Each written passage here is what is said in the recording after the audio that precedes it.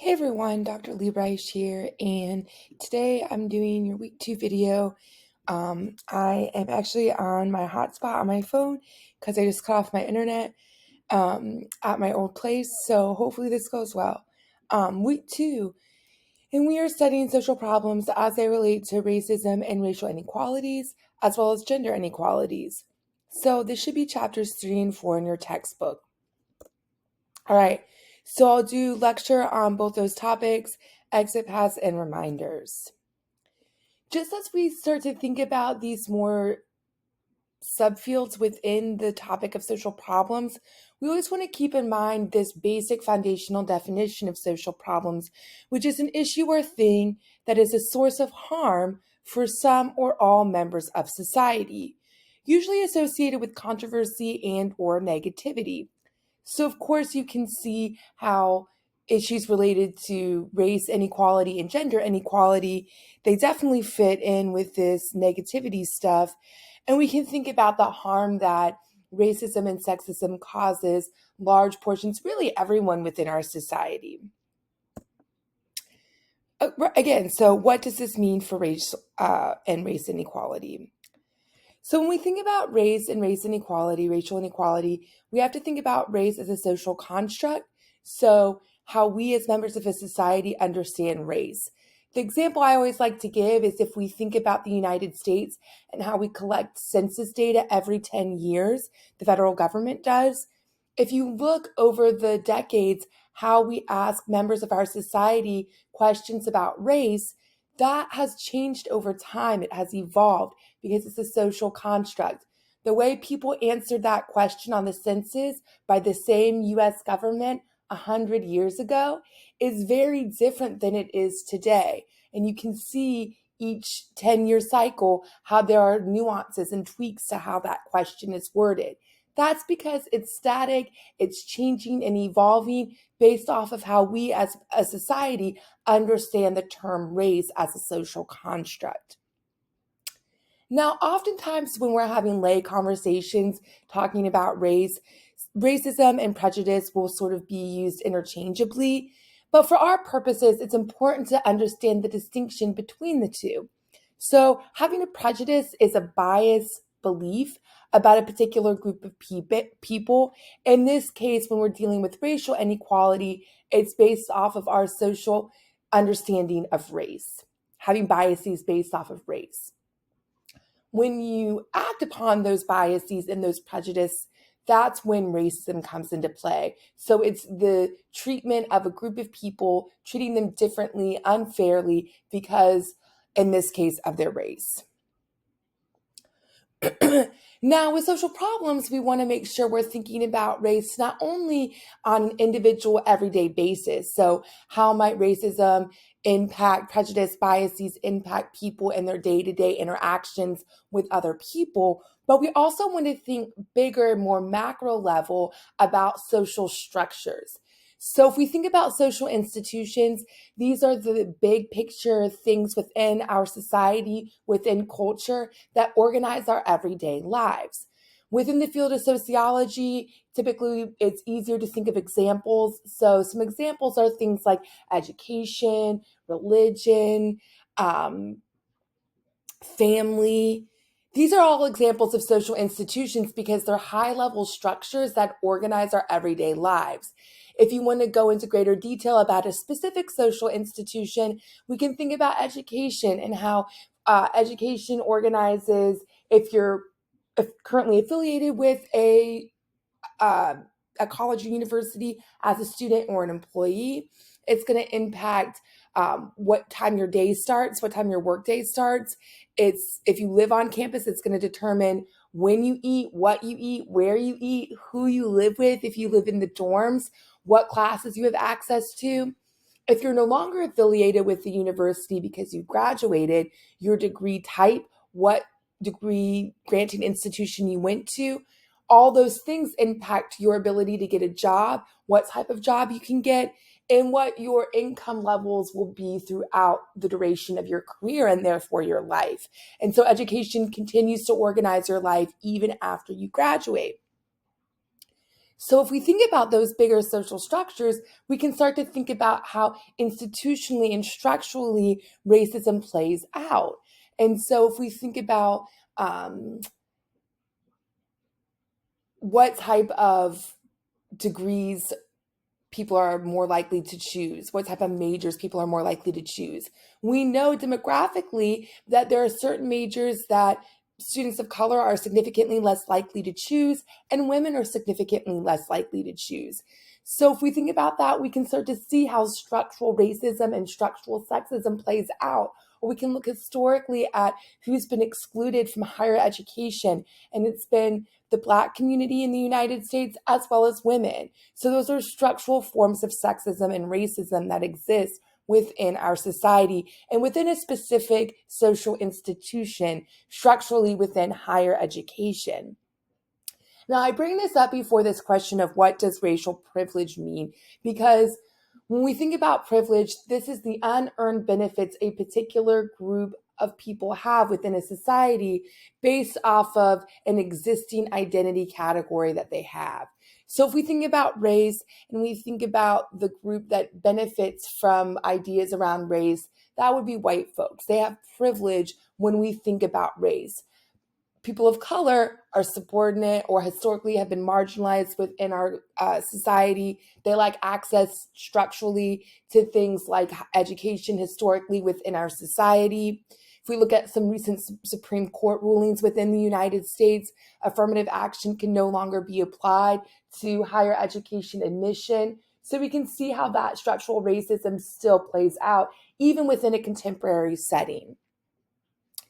And so it's important to think about racial privilege in terms of structural racism. Like these are things that just are and they just exist within our society, within our social institutions because of things that we don't have control over. These are unearned benefits. So it's not to say that people who are part of a privileged group, whether that be privilege in terms of race or in terms of gender or in another identity category, it doesn't necessarily mean, oh, we should feel shame or anything like that. It's important just to acknowledge that these things exist. And then we can think about how do we prevent those things from happening in the future? How can we address these privileges, these benefits, and these structural forms of racism and sexism and other isms so that future generations within our society won't experience social problems related to these isms? Okay, so how can we think about contemporary racial inequality contextually within the United States? The textbook authors and me, we really want you thinking about the historical connection to racism within our country and how that continues to play out nowadays. And so I gave that example of education to access to higher education. And so if we think about some of the policies in place in our country's history stemming from slavery, we can think about Jim Crow. We can think about how that impacted higher education. We can think about how there are a lot of HBCUs, so historically Black universities and colleges, and how that kind of aligns with Jim Crow era policy, having separate higher education institutions for students of color. And then we can think about funding and what types of institutions get the most funding and that sort of thing. All right, how does this relate to our class's social problems? Well, there are a plethora of social problems related to racial issues, and that's probably not going to stop anytime soon. So last week I talked about how when folks try to solve one social problem, usually, even when it works, other social problems pop up as an unintended consequence of that solution. And so we continue to see that in the United States. So again, that Supreme Court ruling I just mentioned is a great example. So, okay, folks are saying that affirmative action policy is unfair and we should get rid of it. However, that policy historically has made it so that folks from historically marginalized communities who would not necessarily have had access to higher education would have access. So this Supreme Court ruling was meant to sort of address some of the controversy around that policy. Folks who were upset about that policy saying it was giving students of color an unfair advantage. And now we're going to see the demographics of higher education, who gets college degrees in the United States, change because of this policy. And so, how can we work to combat social problems related to racial inequality? Well, we can continue working to pass policy meant to protect folks from historically marginalized communities, so the Black community, and we can work on policy related to other racial issues such as undocumented students and things like that. But again, that Supreme Court ruling is just an example of how that was meant to sort of address controversial issues that folks within our society had concerns about, and yet it's going to create all these other issues related to who can get college degrees, who has access to higher education in the United States. Okay, moving right along to chapter 4, we also have to think about this definition of social problem as it relates to gender. So what does this mean for gender inequality? So again, we have to think about gender as a social construct. This one, I think a lot of people have learned about sort of in lay terms. So this idea that sex is biological and gender is a social construct. However, we also have to think about the fact that sex is also a social construct. So the way that we understand male and female, that's very binary. You get a sex determined at birth based off of genitalia. But actually, that's a spectrum. And so ambiguous genitalia is actually much more commonplace than we realize. And so that's also a social construct, this idea that you're either male or female and there's only two options. Okay, so gender is a social construct. What does privilege look like in terms of gender? Well, it's similar to what I just said when I was talking about privilege in terms of race. The caveat is that there is a dominant group within gender, and so men have gender privilege. And we can think about that structurally as well. So we often refer to certain professions as being male dominated. Certainly, there are specific majors and certain college degrees that are male dominated fields still, such as engineering, things like that. What does gender inequality look like in the workplace and in education? We already talked about education and majors and that sort of thing a little bit, but as far as the workplace, oftentimes men are in positions of power. So if you have a man and a woman starting at the same entry-level position, the man is much more likely to rise through the ranks and become a supervisor, boss, CEO, that sort of thing.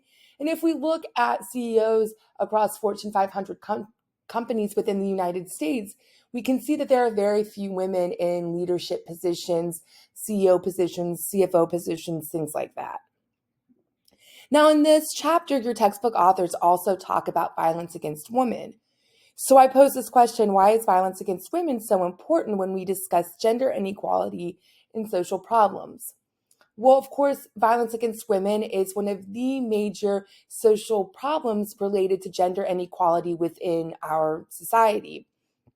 And so a lot of sociologists spend time thinking about and researching how can we combat and draw attention to issues related to gender-based violence. And in fact, that's what I wrote my dissertation on. So I wrote about this policy, Title IX, which is meant to protect girls and women in places of education, so K through 12 schools, as well as colleges and universities. And in more recent years, it's been used to combat campus sexual assault and gender-based violence within higher education.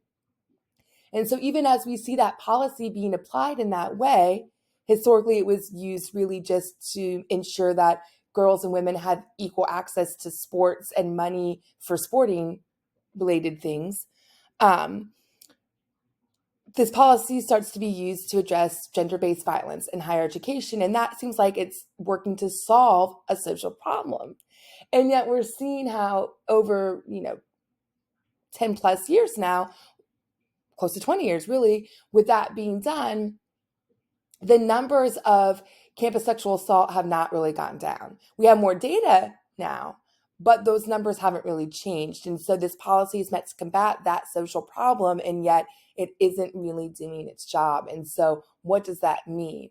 And in the process of having that policy combat that particular gender-related social problem, we see other issues start to pop up where students are being overly trained on Title IX and gender-based violence, and yet they still don't know who to call and how to report if they or someone they know experiences gender-based violence. All sorts of other social problems start to pop up. Okay. How does gender inequality impact boys and men? So often when we talk about gender, we talk about the historically marginalized group within that dichotomy, which is girls and women. However, gender inequality also has a negative impact for everyone in our society, including boys and men.